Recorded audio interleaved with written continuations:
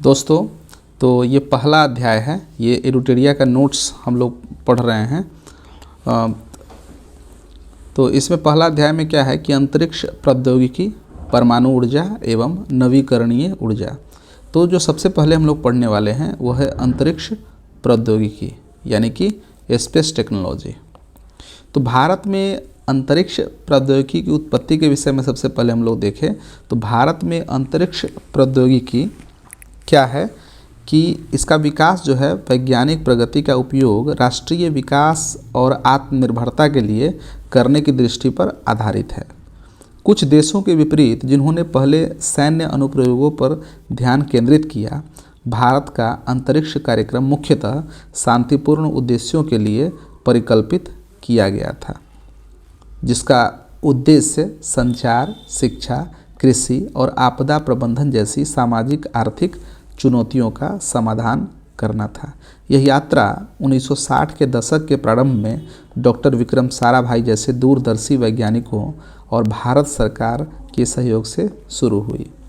ठीक है, उत्पत्ति में प्रमुख जो माइलस्टोन है उसे हम लोग देखें तो प्रारंभिक शुरुआत 1960 के दशक में हुआ था।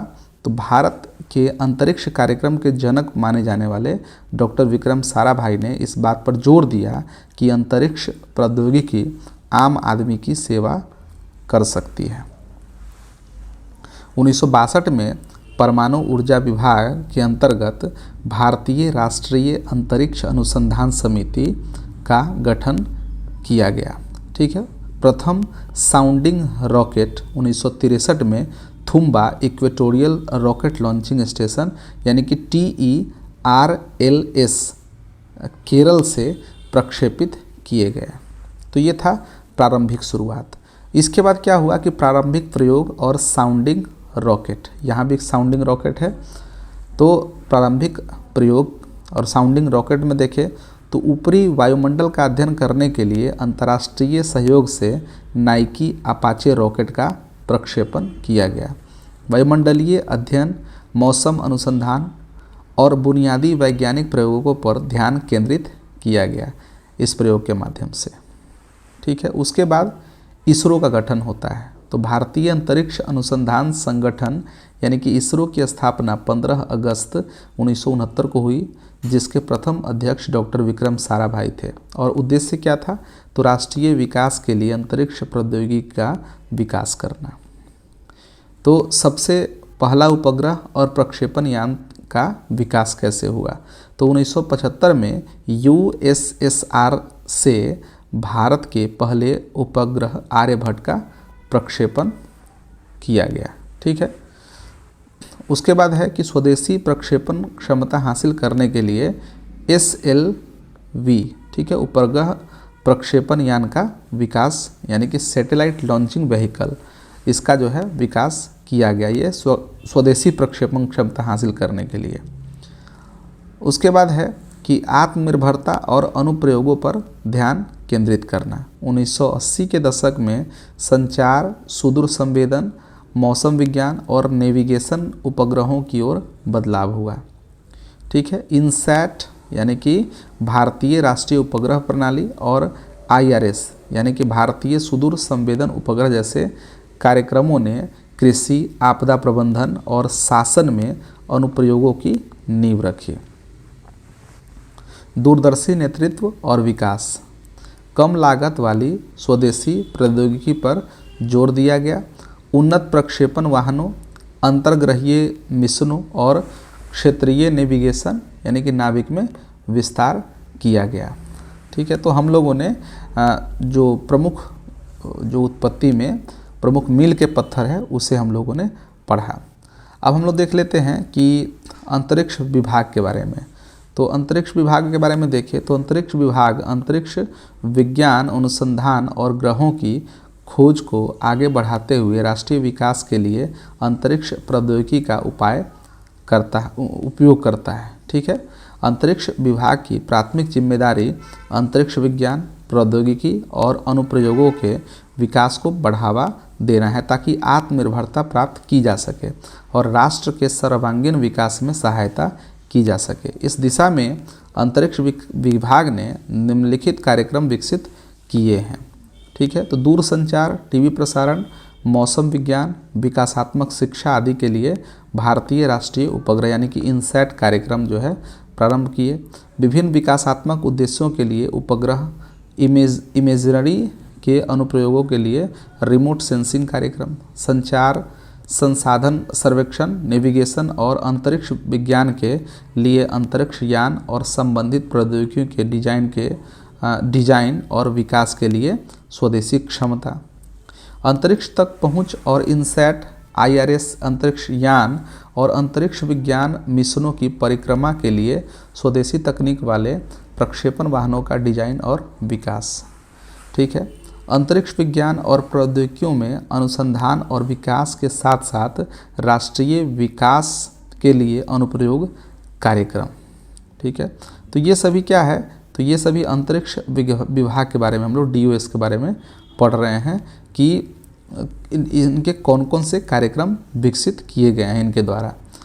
आगे है कि अंतरिक्ष आयोग देश के सामाजिक आर्थिक लाभ के लिए अंतरिक्ष विज्ञान और प्रौद्योगिकी के विकास और अनुप्रयोगों को बढ़ावा देने के लिए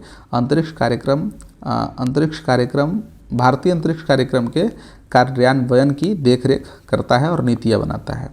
अंतरिक्ष विभाग इन कार्यक्रमों को मुख्य रूप से भारतीय अंतरिक्ष अनुसंधान संगठन, भौतिक अनुसंधान प्रयोगशाला, राष्ट्रीय वायुमंडलीय अनुसंधान प्रयोगशाला, उत्तर पूर्वी अंतरिक्ष अनुप्रयोग केंद्र और सेमीकंडक्टर प्रयोगशाला के माध्यम से कार्यान्वित करता है। 1992 में एक सरकारी स्वामित्व वाली कंपनी के रूप में स्थापित एंट्रिक्स कॉरपोरेशन अंतरिक्ष उत्पादों और सेवाओं का विपणन करती है।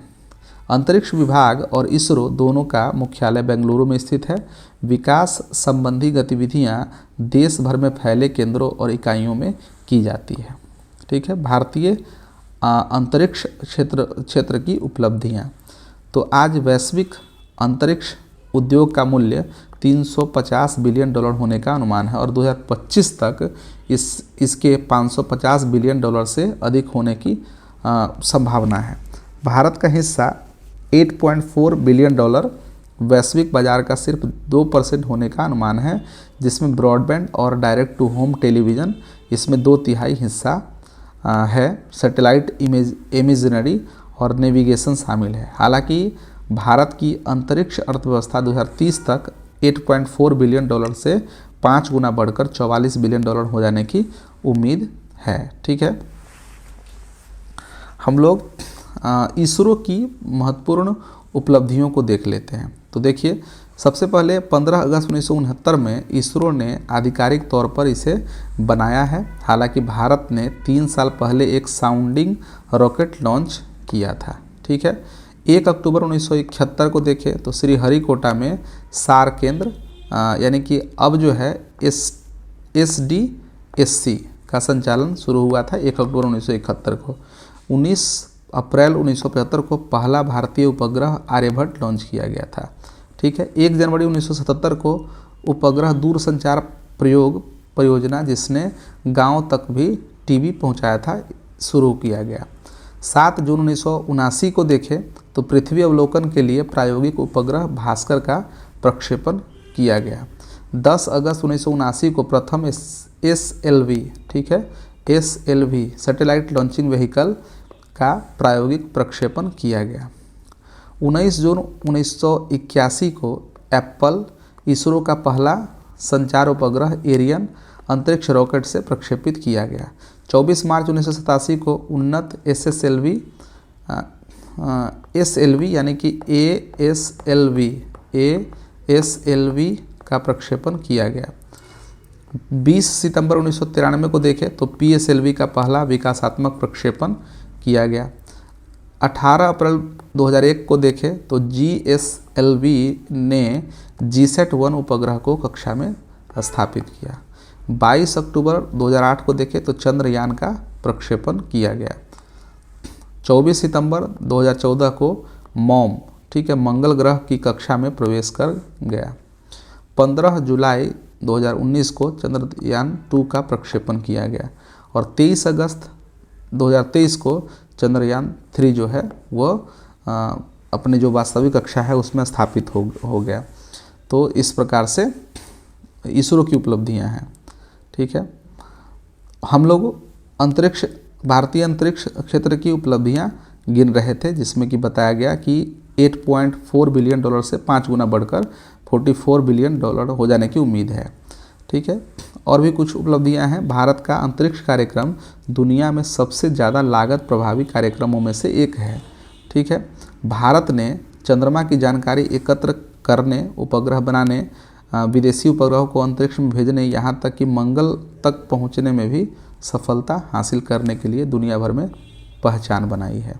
1969 में स्थापित भारतीय अंतरिक्ष अनुसंधान संगठन इसरो ने 33 देशों और 3 बहुराष्ट्रीय निकायों के साथ औपचारिक सहकारी व्यवस्था की है। ठीक है, अन्य उपलब्धि इस प्रकार है, जैसे कि उपग्रह संचार। पहला क्षेत्र उपग्रह संचार का था, जिसमें इनसैट और जीसैट इसके रीढ़ थे, जिसका उद्देश्य दूरसंचार प्रसारण और ब्रॉडबैंड अवसंरचना की राष्ट्रीय आवश्यकताओं को पूरा करना था। धीरे धीरे ट्रांसपोंडर की एक बड़ी श्रृंखला ले जाने वाले बड़े उपग्रह का निर्माण किया गया। भारतीय उपग्रहों पर लगभग 200 ट्रांसपोंडर दूरसंचार, टेलीमेडिसिन, टेलीविज़न, आपदा प्रबंधन आदि जैसे क्षेत्रों से जुड़ी सेवाएं प्रदान करते हैं।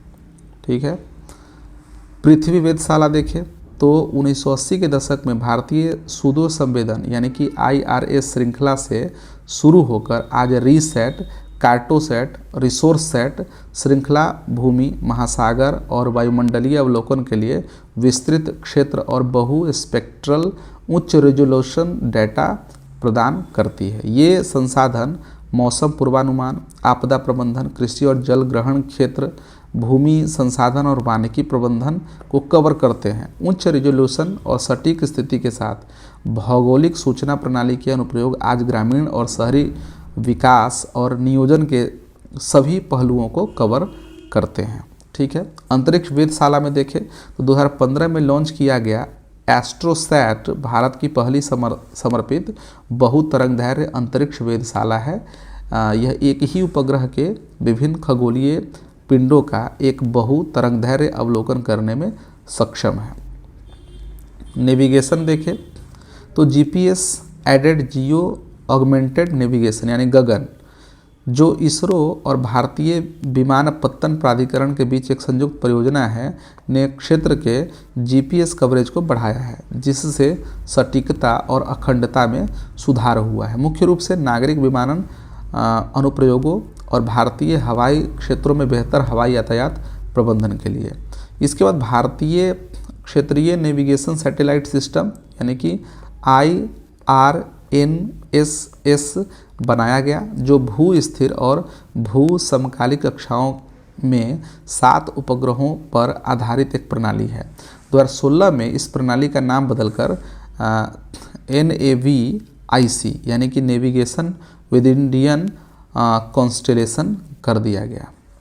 छोटे उपग्रहों में उपलब्धि देखें तो वैश्विक स्तर पर अब से लेकर 2030 के बीच 17,000 छोटे उपग्रहों को प्रक्षेपित किए जाने की उम्मीद है। इसरो एक छोटे उपग्रह प्रक्षेपण यानी कि SSLV का भी विकास कर रहा है। अंतरिक्ष अन्वेषण मिशन के बारे में देखें तो इनमें से सबसे उल्लेखनीय चंद्रयान और मंगलयान मिशन है, जिसमें मानवयुक्त अंतरिक्ष मिशन गगनयान 2021 में अपनी पहली परीक्षण उड़ान के लिए योजनाबद्ध है। ये मिशन न केवल प्रौद्योगिकी प्रदर्शन के लिए बल्कि अंतरिक्ष में ज्ञान की सीमाओं का विस्तार करने के लिए भी है। प्रक्षेपण यान में उपलब्धि देखें तो प्रक्षेपण वाहन प्रौद्योगिकी में महारत हासिल किए बिना उपरोक्त में से कोई भी मिशन संभव नहीं होता। सैटेलाइट लॉन्च व्हीकल और संवर्धित सैटेलाइट लॉन्च व्हीकल ASLV से शुरुआत करते हुए इसरो ने सैटेलाइट आदि को स्थापित करने के लिए अपने कार्य क्षेत्र के रूप में पोलर सैटेलाइट लॉन्च व्हीकल यानी कि PSLV और GSLV को विकसित और परिष्कृत किया है। इसरो छात्र सहयोग यानी कि देखिए तो अनुसैट यानी अन्ना विश्वविद्यालय उपग्रह, स्टूडेंट सैटेलाइट यानी कि स्टूडसैट, यूथसैट, SRM SAT, ठीक है, और जुगनू इत्यादि, ये सभी क्या है, इसरो छात्र सहयोग से बनाए गए विभिन्न सैटेलाइट्स हैं। ये देखिए UNISPACE nano satellite assembly एवं प्रशिक्षण कार्यक्रम उन्नति। तो इसरो ने नैनो सैटेलाइट विकास पर क्षमता निर्माण कार्यक्रम उन्नति शुरू किया है। यह बाह्य अंतरिक्ष के अन्वेषण और शांतिपूर्ण उपयोग पर संयुक्त राष्ट्र के पहले सम्मेलन यूनी स्पेस प्लस 50 की 50वीं वर्षगांठ बनाने की पहल है। यह भाग लेने वाले विकासशील देशों को नैनो सैटेलाइट के संयोजन, एकीकरण और परीक्षण में मजबूती लाने के अवसर प्रदान करेगा। ठीक है, अब हम लोग देख लेते हैं कि भारत में लॉन्च वाहन। ठीक है, भारत में लॉन्च वाहन, तो प्रक्षेपण यान का उपयोग उपग्रहों या अंतरिक्ष यानों को अंतरिक्ष में ले जाने और भेजने के लिए किया जाता है। भारत में प्रक्षेपण यान विकास कार्यक्रम 1970 के दशक की शुरुआत में शुरू हुआ था। पहला प्रायोगिक उपग्रह प्रक्षेपण यान SLV-3 1980 में विकसित किया गया था। इसका संवर्धित संस्करण ASLV 1992 में सफलतापूर्वक प्रक्षेपित किया गया था। भारत के पास 2 परिचालन लॉन्चर है, पोलर सैटेलाइट लॉन्च व्हीकल यानी कि PSLV और जियो सिंक्रोनस सैटेलाइट लॉन्च व्हीकल यानी कि GSLV। उपग्रहों को उनकी कक्षा में स्थापित करने में उच्च सटीकता प्राप्त करने के लिए सटीकता, दक्षता, शक्ति और मजबूत योजना के संयोजन की आवश्यकता होती है।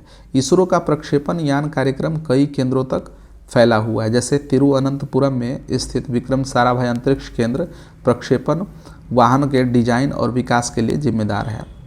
वलीयमाला और महेंद्रगिरी में स्थित लिक्विड प्रोपल्सन सिस्टम सेंटर और इसरो प्रोपल्सन कॉम्प्लेक्स इन प्रक्षेपण वाहनों के लिए लिक्विड और क्रायोजेनिक चरणों का विकास करते हैं। सतीश धवन अंतरिक्ष केंद्र, ठीक है, जो सार है, भारत का अंतरिक्ष बंदरगाह है और लॉन्चरों के एकीकरण के लिए जिम्मेदार है। इनमें 2 परिचालन लॉन्च पैड है जहां ये सभी GSLV और PSLV उड़ानें होती है। अब तक भारत ने प्रक्षेपण यान के विकास के क्षेत्र में जबरदस्त प्रगति की है। यहाँ देखें तो प्रक्षेपण यान के प्रकार हैं, तो एक तो PSLV, उसके बाद GSLV और RLV-TD, ये प्रक्षेपण यान के प्रकार हैं। अब हम लोग बारी बारी से इसे पढ़ते हैं। तो सबसे पहले है ध्रुवीय उपग्रह प्रक्षेपण यान यानी कि PSLV। मुख्य रूप से 1750 किलोग्राम तक के भारोत्तोलन भार वाले पृथ्वी अवलोकन या दूरस्थ संवेदन उपग्रहों को 6 से 900 किलोमीटर की ऊंचाई की सूर्य तुल्यकालिक वृत्ताकार ध्रुवीय कक्षाओं में पहुंचाने के लिए डिजाइन किया गया है। अक्टूबर 1994 में अपने पहले सफल प्रक्षेपण के बाद PSLV जून 2017 तक 39 लगातार सफल मिशनों के साथ भारत के विश्वसनीय लॉन्च व्हीकल के रूप में उभरा। PSLV एक 4 चरणीय प्रक्षेपण वाहन है जिसमें बारी बारी से ठोस और तरल चरण होते हैं। यह तरल चरणों से सुसज्जित पहला भारतीय प्रक्षेपण वाहन है। यह स्ट्रैप ऑन बाहरी मोटर से भी सुसज्जित है। इसने भारतीय रिमोट सेंसिंग यानी कि IRS उपग्रहों, चंद्रयान 2008, मंगलयान 2013, एस्ट्रोसैट, INRSS आदि को सफलतापूर्वक लॉन्च किया है। पहली बार इसरो ने एक रॉकेट लॉन्च किया जिसने PSLV-C-45 का उपयोग करके 3 अलग अलग कक्षाओं में उपग्रहों को इंजेक्ट किया। ठीक है, तो ये इसकी उपलब्धि बताई गई है। अब इसके बाद देखते हैं GSLV, ठीक है, भू स्थिर उपग्रह प्रक्षेपण यान।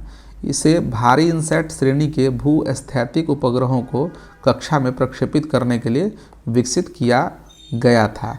अपने तीसरे और अंतिम चरण में GSLV स्वदेशी रूप से विकसित क्रायोजेनिक अपर स्टेज का उपयोग करता है। GSLV के विभिन्न प्रकार देखें तो GSLV MK1, इसमें लगभग 1500 किलोग्राम वजन को भू स्थिर स्थानांतरण कक्षा में प्रक्षेपित करने के लिए विकसित किया गया था। सभी द्रव इंजनों में चेंबर दबाव बढ़ाया गया था जिससे प्रणोदक द्रव्यमान और जलने का समय अधिक हो गया। इससे GSLV को 300 किलोग्राम अतिरिक्त वजन का पेलोड ले जाने में मदद मिली। GSLV MK2 देखें तो इस संस्करण में भारतीय क्रायोजेनिक इंजन CE 7.5 का उपयोग किया गया। यह 2500 किलोग्राम वजन को भू स्थिर स्थानांतरण कक्षा में प्रक्षेपित करने के लिए सक्षम बनाया गया। Geosynchronous satellite launch vehicle mark 3, ठीक है, GSLV Mk3 भारत द्वारा विकसित सबसे भारी लॉन्च व्हीकल है जो वर्तमान में परिचालन में है। यह प्रक्षेपण यान 3 चरणों वाला है, जिसमें 2 ठोस बूस्टर लिक्विड कोर इंजन और ऊपरी चरण में क्रायोजेनिक इंजन है। इसरो ने उपग्रह GSAT-19, GSAT-29, चंद्रयान 2 और चंद्रयान 3 प्रक्षेपित किए। GSLV Mk3 का महत्व देखें तो इसका सफल प्रक्षेपण गगनयान जैसे भविष्य के अंतरिक्ष मिशनों को बल प्रदान करता है। भारत, अमेरिका, रूस, फ्रांस, जापान और चीन के अलावा 6 देशों में से एक है जिसके पास क्रायोजेनिक इंजन तकनीक है। इस प्रक्षेपण से वाणिज्यिक अंतर्राष्ट्रीय अंतरिक्ष बाजार जैसे कई मोर्चों पर इसरो के अंतरिक्ष कार्यक्रमों को और विस्तार होगा। ठीक है, और जो अंतिम पढ़ना है हम लोगों को, पुनः प्रयोज्य प्रक्षेपण यान यानी कि प्रौद्योगिकी प्रदर्शन RLVTD, जिसके बारे में ऊपर जो लिखा गया है 3 तरह के यहाँ पर RLD, ठीक है, यानी कि रीयूजेबल लॉन्च व्हीकल। तो क्या है यह? Reusable launch vehicle technology demonstrator RLVTD। तो यह क्या है?